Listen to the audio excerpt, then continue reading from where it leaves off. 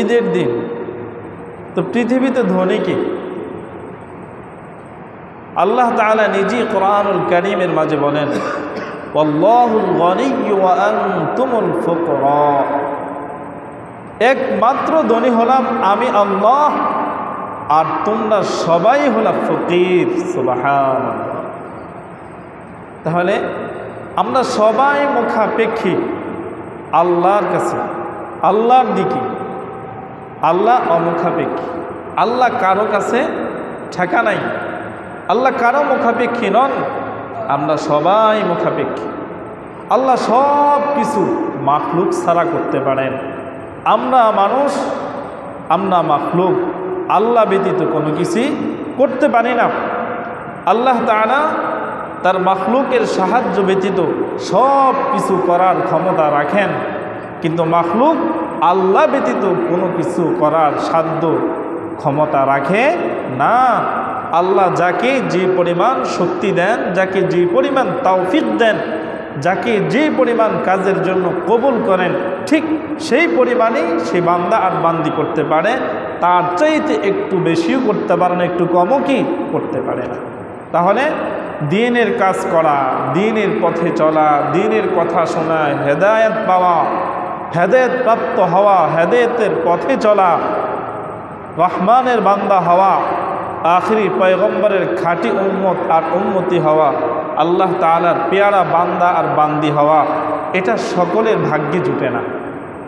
এটা সৌভাগ্যবান সে যারা, যাদের চান কোপান তারই হয়।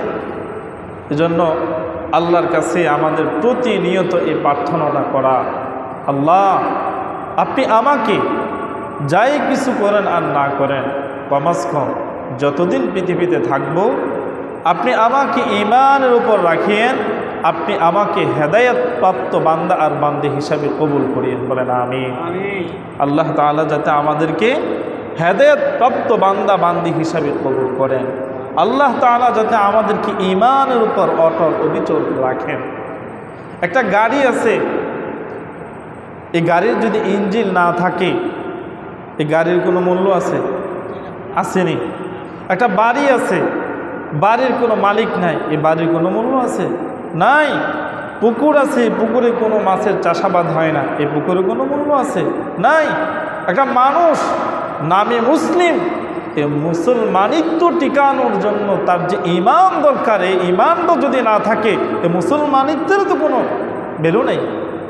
আমি মুসলিম, আমার এই মুসলমানের মুসলমানিত্ব, এই ঈমানদারিত্ব টিকানোর জন্য সর্বপ্রথম তার ঈমানটা প্রয়োজন, ঈমান থাকাটা জরুরি। এজন্য যারা ঈমানদার হবে তারাই আমলদার হবে। যারা কিদার হবে? ঈমানদার হবে, তারাই আমলদার হবে। যার ঈমান থাকবে না সে আমল করবে কি দিয়ে? তাহলে আমার প্রথমত লা ইলাহা ইল্লাল্লাহ মুহাম্মাদুর রাসূলুল্লাহ সাল্লাল্লাহু আলাইহি ওয়াসাল্লাম, আল্লাহ ব্যতীত কোনো মাবুদ নাই, আল্লাহর প্রেরিত নবী মুহাম্মদ সাল্লাল্লাহু আলাইহি ওয়াসাল্লাম একজন বান্দা ও রাসূল। এটার বিশ্বাস আমার এই অন্তরে অবশ্যই কি পরিপূর্ণ থাকতে হবে, পরিপূর্ণ থাকতে হবে। ইকরার বিল লিসান, তাসদীক বিল জিনান, আমল বিল আরকান। তিন জিনিসের সমন্বয়ের নাম হলো ঈমান। মুখে স্বীকার করা, অন্তরে বিশ্বাস করা, আর এটা কাজে বাস্তবায়ন করা, এটার নাম কি? ঈমান। তাহলে ঈমানদার মুখে যা বলে অন্তরে হুবহুব তাই বিশ্বাস করে, আর অন্তরে যা ঈমানদার বিশ্বাস করে কাজে হুবহুব তাই কি বাস্তবায়ন করে। আল্লাহ তাআলা আমাদেরকে এই তিনও জিনিস এক রকম রেখে এই ঈমানদারিত্ব টিকানোর মতো সম্বল তৌফিক আল্লাহ তাআলা দেন। বলেন আমিন। বলতেছিলাম জুমার দিনের বিশেষ আমল। জুমার দিনের বিশেষ আমল হলো 6টি। কয়টি? 6টি। এই 6টি আমল যারা করবে, যারা করার আগ্রহ রাখবে, আল্লাহ তাআলা যাদেরকে তৌফিক দিবেন, এই আমলগুলো করলে আল্লাহ তাআলা তাদেরকে কি পরিমাণ প্রতিদান দিবেন, কি পরিমাণ উপহার দিবেন। আমরা তো কোনো কাজের লাভ যদি আগে না জানি, ভুলও এই কাজের কাছে যায় না। যাওয়ার আগে কিন্তু আমরা কি চাই? লাভ খুঁজি।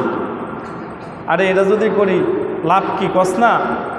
আরে বেটা লাভ ছাড়া কি কোনো কাজ আছে? এই আল্লাহ তাআলা বলে, বান্দা আমি তোমাদেরকে আমল দিছি, এই আমল করলে তোমাদেরই লাভ। তো লাভটা কি এটা শোনার দরকার। হ্যাঁ, কি লাভ শোনো। যে ব্যক্তি জুমার দিনে 6টি কাজ করবে, সে জুমার নামাজে যাওয়ার পথে প্রতি কদমে 1 বছরের নফল নামাজ ও 1 বছরের নফল রোজা রাখার সমপরিমাণ সওয়াব পাবে। সুবহানাল্লাহ, সুবহানাল্লাহ। যে ব্যক্তি জুমার দিনে এই 6টা আমল করবে, জুমার নামাজের দিকে যখন সে রওনা দিবে, প্রত্যেকটা কদমে কদমে আল্লাহ সুবহানাহু ওয়া তাআলা 1 বছরের নফল নামাজ যদি পড়ে আর 1 বছর যদি সে নফল রোজা রাখে, সেই পরিমাণ সওয়াব দিবেন। আল্লাহু আকবার। কাজগুলা কিন্তু বেশি কঠিন না। 1 নাম্বার কাজ, জুমার নামাজের উদ্দেশ্যে 1 নাম্বার ভালোভাবে গোসল করা। জুমার দিন জুমার নামাজের উদ্দেশ্যে 1 নাম্বারে ভালোভাবে গোসল করা। এই জুমার দিনে জুমার নামাজের জন্য বিশেষ করে সুন্দর উত্তম রূপে গোসল করা, এটা হলো সুন্নাত। এটা কি সুন্নাত। অন্য দিন গোসল আমাদের যেমনই হোক, কিন্তু জুমার দিনের গোসলটা আমাদের অন্য দিনের তুলনায় বিশেষ একটা গুরুত্ব থাকা দরকার। এই দিনের পরিপাটি হওয়াটা একটা গুরুত্ব থাকা দরকার। এই দিনে একটু সুসজ্জিত হওয়া, এটার মধ্যে একটু গুরুত্ব থাকা দরকার। এই দিনের প্রত্যেকটা মুহূর্ত, প্রত্যেকটা সময়ের প্রতি আমাদের গুরুত্ব থাকা দরকার। এই দিনটাও সাধারণ দিন না, এই দিনের সময়ও কিন্তু সাধারণ কোনো সময় না। প্রতিটা মুহূর্তে আপনার আমার জন্য হতে পারে কোনো না কোনো আমল, পরকালের মুক্তির ফয়সালা হতে পারে। সুবহানাল্লাহ। এজন্য এই দিনে প্রথম হলো জুমার নামাজের উদ্দেশ্যে ভালোভাবে গোসল করা।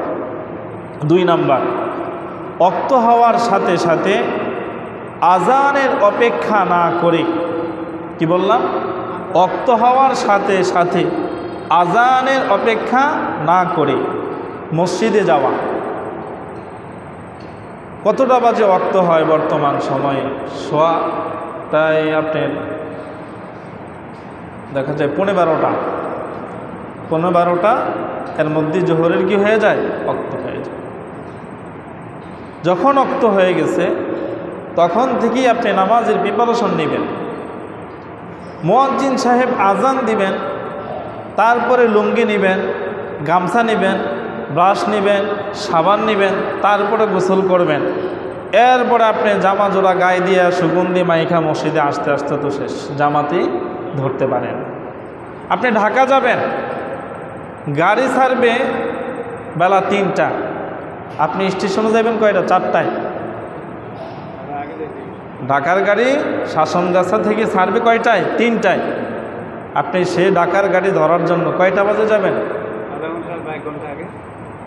যদি আপনি বুদ্ধিমান, সচেতন, সতর্ক মানুষ হন, ঢাকা যাওয়ার মেন উদ্দেশ্য আপনার থাকে, অবশ্যই আপনি 2:30 বাজে কী করবেন? বাসা ত্যাগ করবেন। তাহলে সেই গাড়ি ধরা আপনার পক্ষে সম্ভব, তাহলে ঢাকাও যাওয়া আপনার পক্ষে সম্ভব হবে। আজকে দেখা যায় আমাদের জামাতের সময় কয়টা, মুসল্লি আসে কয়টা? তাহলে এই নামাজের সময়ের প্রতি আমাদের গুরুত্ব আছে নাই?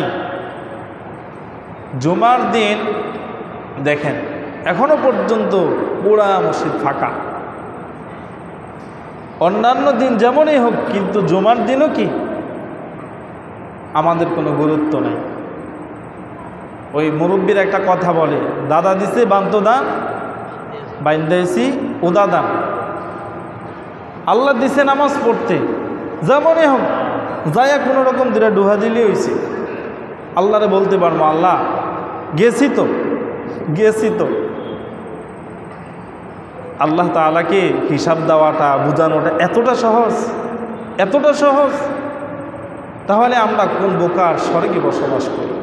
আমাদেরকে এই বিবেক বুদ্ধি দিয়ে আল্লাহ তাআলা কি বুঝাতে চাইছেন, কি করতে আমাদেরকে বলছেন, আমরা কি করি? আমাদের এই বন্ধ বিবেকের দরজা কবে খুলবে? আমরা কবে এই অবুঝ থেকে বুঝবান হব? কবে দিনের বুঝ আমাদের মধ্যে আসবে? আল্লাহ তাআলা দিনের বুঝ আমাদেরকে পরিপূর্ণ বোঝার তৌফিক দেন, বলেন আমিন। 2 নাম্বার হলো, 3 নাম্বার, পায়ে হেঁটে হেঁটে মসজিদে যাওয়া। পায়ে হেঁটে হেঁটে মসজিদে যাওয়া। যদি পায়ে হেঁটে হেঁটে মসজিদে যান, ওই যে প্রথমে বললাম, প্রত্যেক কদমে কদমে 1 বছর নফল রোজা রাখা এবং 1 বছর নফল নামাজ পড়ার সমপরিমাণ সওয়াব আল্লাহ তাআলা দিবেন। সুবহানাল্লাহ। আরেক হাদিসে বর্ণনায় আসছে, কোনো ব্যক্তি যদি জুমার দিন উত্তম রূপে ওযু বানাইয়া আল্লাহ তাআলার ঘরের দিকে রওনা দেয় নামাজ পড়ার জন্য, আল্লাহ পাক রব্বুল আলামিন ওই বান্দার প্রত্যেকটা কদমে কদমে একটা একটা করে নেকি লিপিবদ্ধ করে দেয়। শুধু নেকি লিপিবদ্ধ করে দেন তাই নয়, বান্দা যখন একটি একটি কদম করে আল্লাহ তাআলার ঘরের দিকে নামাজ আদায়ের উদ্দেশ্যে রওনা দেয়, আল্লাহ তাআলা প্রত্যেকটা কদমে কদমে তার আমল নামা থেকে একটি একটি করে গুনাহ মুছে দেন। সুবহানাল্লাহ। আরেক হাদিসে বর্ণনায় আসছে, বান্দা যখন আল্লাহ তাআলার কাছাকাছি হওয়ার জন্য, আল্লাহ তাআলাকে পাশাপাশি পাওয়ার জন্য, আল্লাহর নিকটবর্তী হওয়ার জন্য আল্লাহর দিকে বান্দা এক বিকট অগ্রসর হয়, আল্লাহ সুবহানাহু ওয়া তাআলা ওই বান্দা আর বান্দির দিকে 1 হাত অগ্রসর হয়ে যান। সুবহানাল্লাহ। শুধু তাই নয়, আল্লাহর হাবিব বলেন, কোনো বান্দা আর বান্দি যখন আল্লাহকে পাওয়ার জন্য, আল্লাহর পথ খোঁজার জন্য, আল্লাহর পথে চলার জন্য, আল্লাহর রহমতের ছায়া তলে আসার জন্য, পাওয়ার জন্য 1 হাত অগ্রসর হয়ে যায়, আল্লাহ তাআলা ওই বান্দা আর বান্দির দিকে 2 হাত অগ্রসর হয়ে যায়। আর কোনো বান্দা আর বান্দি যখন আল্লাহ তাআলার দিকে হেঁটে হেঁটে রওনা দেয়, আল্লাহ তাআলা রহমতের চাদর নিয়া ওই বান্দা আর বান্দিকে আগলায়া নেওয়ার জন্য, মহব্বতের সাথে রহমতের চাদর দিয়া জড়ায়া ধরার জন্য আল্লাহ তাআলার পক্ষ থেকে রহমতের চাদর নিয়ে আল্লাহ দৌড়ায়া দৌড়ায়া বান্দার দিকে আসেন। সুবহানাল্লাহ। চিন্তা করছেন, আমরা যদি কারো কাছে কিছু চাওয়ার জন্য, কিছু পাওয়ার জন্য রওনা দেই, ওই ব্যক্তি যদি জানে আইতাছে অমুক, আজকে তোমার ধরব, খুশি হয় না নারাজ হয়? অসন্তুষ্ট হয়। কি জানি চাইয়া ভাই, আল্লাহ জানে। কি জানি আজকে আমার কাছে চাই, কোন মাইকের সিপাই পড়ে আল্লাহ জানে। ভাগার চিন্তা করে, অসন্তুষ্ট হয়, কি না কি চায়, কি দিব তাকে। কিন্তু এক কবি বলেন, हर घड़ी देने को तू तैयार है, जो न मांगे उससे तू बेजार है, हर घड़ी देने को तू तैयार है, जो न मांगे उससे तू बेजार है। আল্লাহ তাআলা সদা সর্বদাই বান্দা আর বান্দিকে দেওয়ার জন্য প্রস্তুত। বান্দা আর বান্দি যত বেশি আল্লাহর কাছে চায়, আল্লাহ তত বেশি খুশি হয়ে যায়। আর যে বান্দা আর বান্দি যত কম আল্লাহর কাছে চায়, আল্লাহ ততটা তার প্রতি অসন্তুষ্ট হয়ে যান। সুবহানাল্লাহ। এরম মালিক কি আরেকটা পাওয়া যাবে? চাইলে খুশি হয়, না চাইলে নারাজ হয়। কি আশ্চর্য এক মালিক! চাইলে খুশি হয়, না চাইলে নারাজ হয়। আর পৃথিবীর কি মালিক? না চাইলে খুশি, চাইলে বেজার। পুরোটাই কি বিপরীত, উল্টা। তাহলে যে মালিকের কাছে চাইলে মালিক খুশি হবে, তার কাছেই তো চাওয়া দরকার। যে মালিকের কাছে আসতে চাইলে মালিক তাই না নিবে, সেই মালিকের কাছেই তো যাওয়া দরকার, ঠিক কিনা? তো এই জন্য এই মালিকের কাছে আসতে গেলে, কাছে নিকটবর্তী হতে চাইলে মসজিদে আগে আগে আসবেন না, পরে পরে আসবেন? আগে আগে আসবেন। আল্লাহর হাবিব বলেন, জুমার দিন যে ব্যক্তি সর্বপ্রথম আমি আল্লাহ তাআলার ঘরে, আল্লাহর হাবিব বলেন যেই ব্যক্তি পবিত্র জুমার দিন সর্বপ্রথম আল্লাহ তাআলার ঘরে প্রবেশ করেন, আল্লাহ পাক রব্বুল আলামিন ওই ব্যক্তির নামটা স্বর্ণ অক্ষরে আল্লাহ তাআলার জান্নাতের গেটের মাঝে লিপিবদ্ধ করে দেন। সুবহানাল্লাহ। যেই ব্যক্তি দ্বিতীয়ত আল্লাহ তাআলার ঘরে জুমার দিন প্রবেশ করে, ওই ব্যক্তি আল্লাহর রাস্তায় উট কুরবানি করার সমপরিমাণ সওয়াব পাবে। যেই ব্যক্তি তৃতীয়ত জুমার দিন আল্লাহ তাআলার ঘরে প্রবেশ করবে, আল্লাহর রাস্তায় গরু কুরবানি করার সমপরিমাণ সওয়াব পাবে। চতুর্থত যে ব্যক্তি জুমার দিন আল্লাহ তাআলার ঘরে প্রবেশ করবে, তাকে ছাগল কুরবানি করার সমপরিমাণ সওয়াব দিবে। পঞ্চমত যে ব্যক্তি আল্লাহ তাআলার ঘরে প্রবেশ করবে, মোরগ আল্লাহর রাস্তায় দান করলে যে পরিমাণ সওয়াব সেই পরিমাণ দেওয়া হবে। এমন করে করে করে সর্বশেষ যে আল্লাহর ঘরে প্রবেশ করবে, আল্লাহর রাস্তায় ডিম দান করার সমপরিমাণ সওয়াব আল্লাহ তাকে দিবেন। সুবহানাল্লাহ। কাউকে বঞ্চিত করেন নাই, সবাইকে দিছেন। কাউকে ওট সমপরিমাণ, কাউকে ডিম সমপরিমাণ। তাহলে স্বর্ণ অক্ষরে যার নামটা জান্নাতের গেটে লেখা হয়েছে, ওই জান্নাতটা তারই। ওই জান্নাতটা কি তারই? কেন? আমরা যখন সুন্দর একটা বাসা বাড়ি করি, একটা গেট দেই, কিন্তু গেটের মাঝে আবার নিজের নামটা লিখি, মোহাম্মদ আব্দুর রহিম বিলা লিখি না, আব্দুল কুদ্দুস বিলা, আব্দুল করিম বিলা লিখি না। এটা দিয়ে বুঝাইতেছি এ বাসার মালিক হইলেন কি উনি। আল্লাহ তাআলাও পবিত্র জুমার দিন আগে আগে যখন আল্লাহর ঘরে প্রবেশ করবেন, এই বান্দা যে জান্নাতে ঢুকবে, আল্লাহ তার আমলের বদলতে প্রতিদান হিসাবে যে জান্নাত তাকে দিবেন, সেই জান্নাতের গেটের মাঝে এই বান্দা আর এই বান্দির নামটাও লিপিবদ্ধ করে রাখেন। সুবহানাল্লাহ। তাহলে আগে আগে আসলে জান্নাতের গেটে নাম লিপিবদ্ধ করা যাবে। পারবেন তো ইনশাআল্লাহ? 4 নাম্বার হলো ইমাম সাহেবের নিকটে বসা। ইমাম সাহেবের নিকটে বসা অর্থাৎ যতদূর সম্ভব সামনের কাতারে বসা। কোন কাতারে? সামনের কাতারে বসা। আমরা মসজিদে আসলে পরে ওই কোনায়, এই কোনায়, এই পাশে, ওই পাশে, এই পিলার, ওই পিলারে চিপা চাপে আমরা বসি। এটা পরিবেশও কিন্তু সুন্দর হয় না, দেখতে কেমন দেখা যায়। যখন সামনের কাতার থেকে আমরা পরিপাটি আস্তে আস্তে করে পিছনে যাই, যখন আমাদের পিছনে যারা আসে এদের জন্য সুবিধা। আর আমরা যদি প্রথমে এসি পিছনে বসি, পরে যারা আসবে তারা কোথায় বসবে?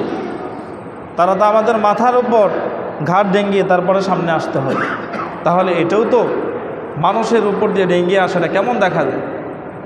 এজন্য আমাদেরকে আগে আগে আসা, আগে আগে সামনের কাতারে বসা। আর সামনের কাতারে যদি বসি আমাদের লাভ কি? সামনের কাতারে আসার কিন্তু ফজিলত আছে। সামনের কাতারে আগে আগে আসতে এই কারণে বলা হয়েছে, রাসূলুল্লাহ সাল্লাল্লাহু আলাইহি ওয়াসাল্লাম সাহাবায়ে কেরামকে একদিন এইভাবে নিয়ে এই আলোচনা করতেছিলেন। এক পর্যায়ে সামনের কাতারে বসলে, সামনের কাতারে নামাজ পড়লে কি লাভ, এ ফজিলত যখন বললেন, সাহাবায়ে কেরামের মাঝে এতটা প্রতিযোগিতা শুরু হয়েছে, এক পর্যায়ে লটারি শুরু হয়েছে। কি শুরু হয়েছে? লটারির মাধ্যমে সামনের কাতারে কে যাবে, লটারি যার নাম আসবে সেই সামনের কাতারে যাবে। তাহলে চিন্তা করেন সামনের কাতারে আসার ফজিলত কি।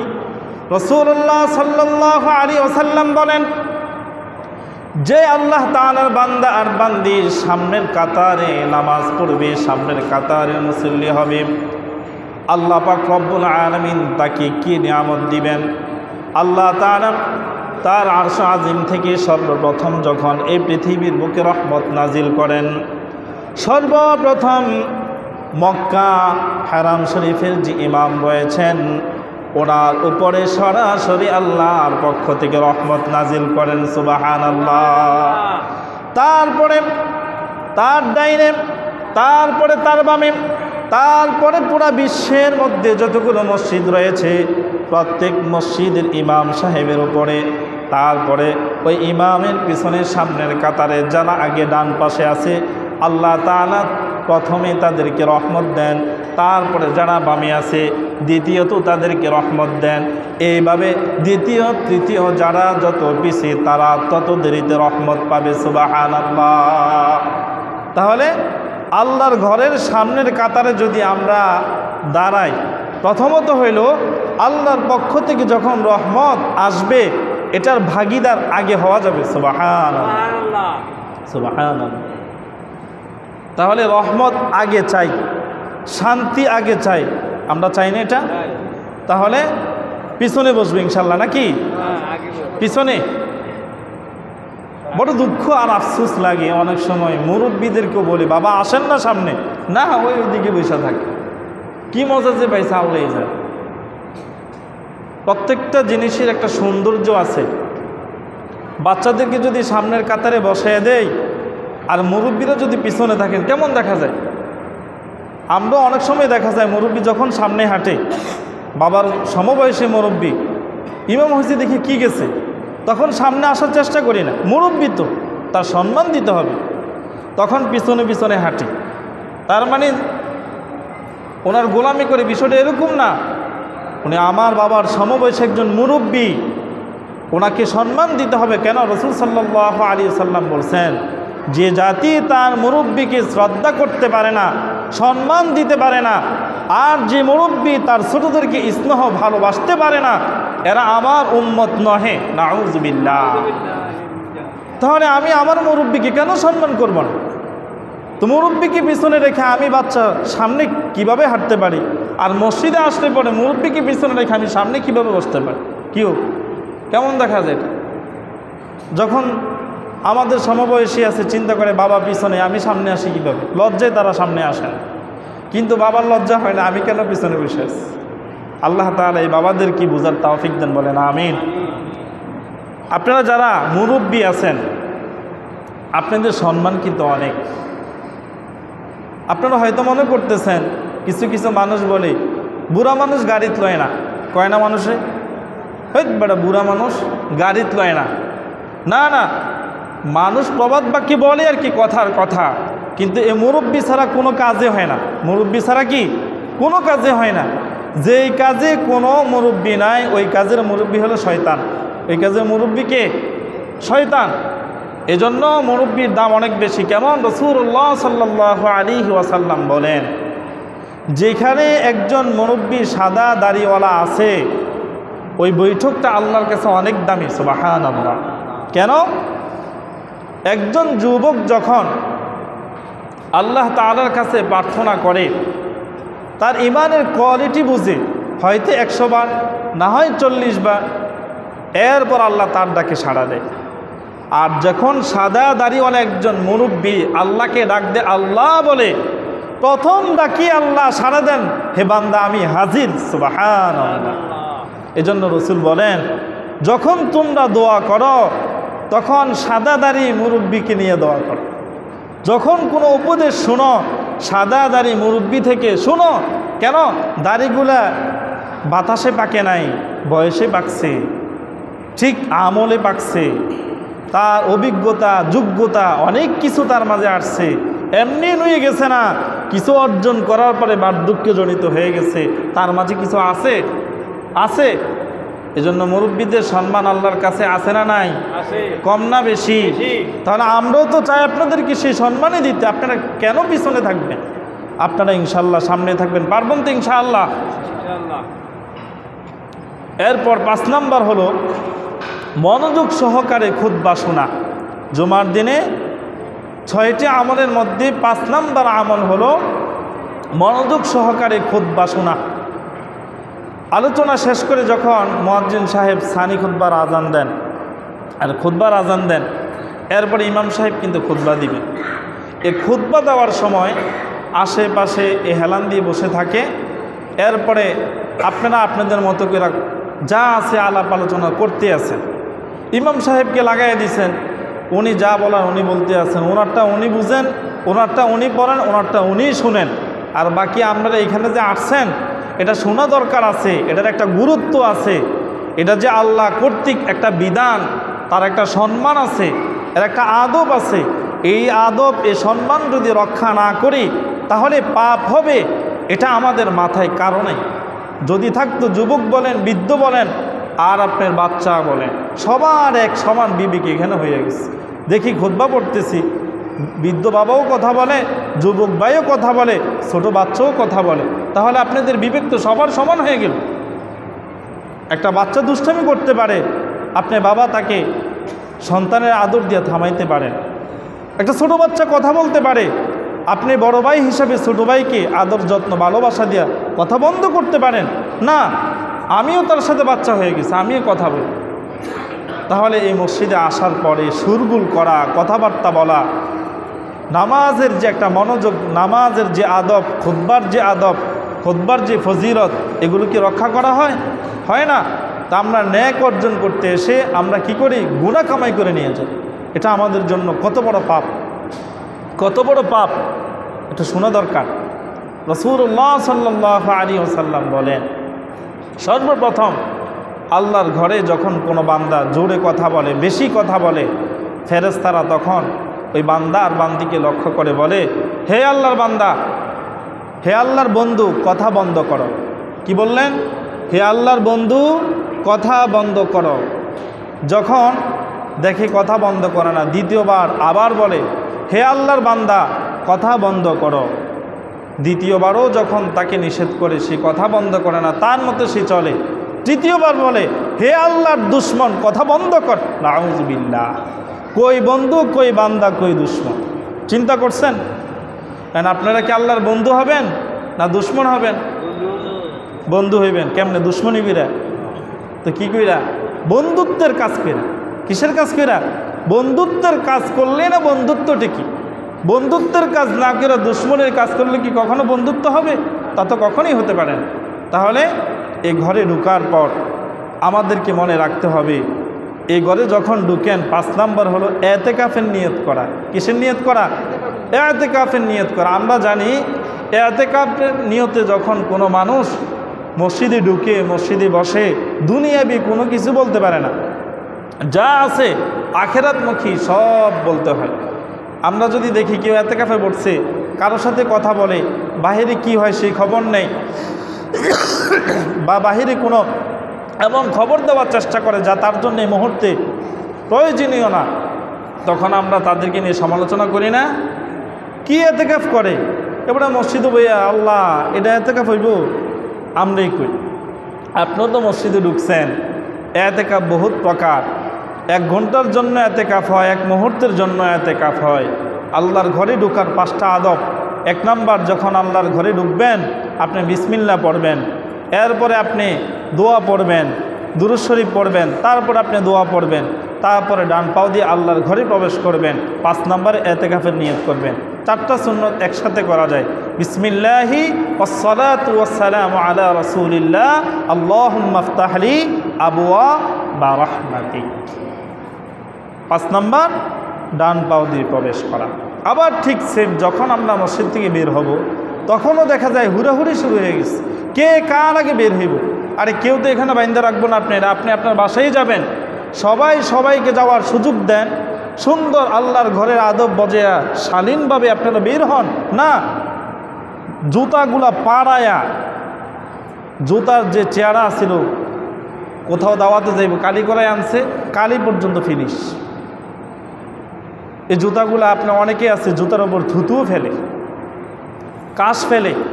অনেক সময় দেখা যায় এরকম, আপনি যখন থুতু ফেলেন, কাশ ফেলেন, আপনার এই জুতাটার মধ্যে যদি অন্য কেউ ফেলতো, আপনি জুতাটা পাও দিতে গিয়ে যখন এই ময়লাটা দেখতেন, খুশি হইতেন আপনারা?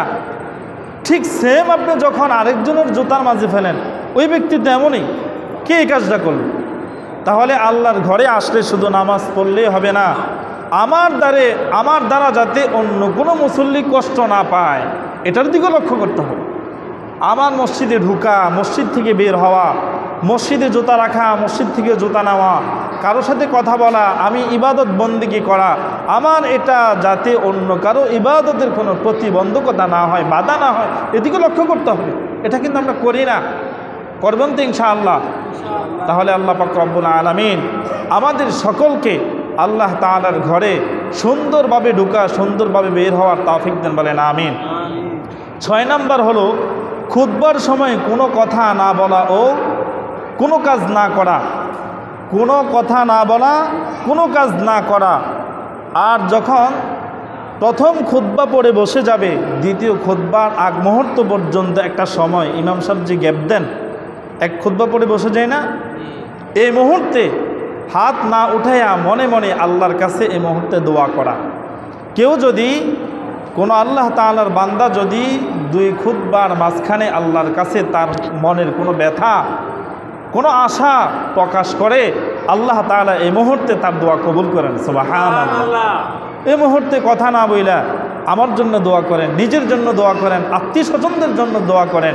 যা মানুষের কাছে বলা যায় না তা আল্লাহর কাছে বলেন, ইনশাআল্লাহ কবুল করবেন কে? আল্লাহ। পারবেন তো ইনশাআল্লাহ? আল্লাহ তাআলা জুমার দিনে 6টা আমল পরিপূর্ণভাবে করার তৌফিক দেন, আমিন। ওয়া আখির দাওয়ানা আলহামদুলিল্লাহি রাব্বিল আলামিন।